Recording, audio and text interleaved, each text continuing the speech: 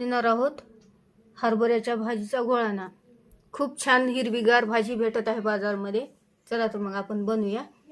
हे मीठ आहे, तिखट, शेंगाचं पीठ, तडका, लिंबू।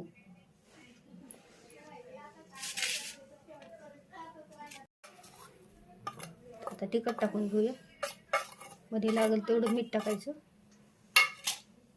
आता शेंगाचं कूट टाकायचं, नंतर तडका,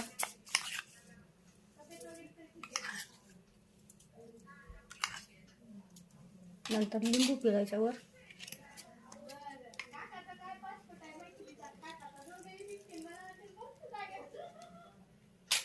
असं पूर्ण हलवून घ्यायचं।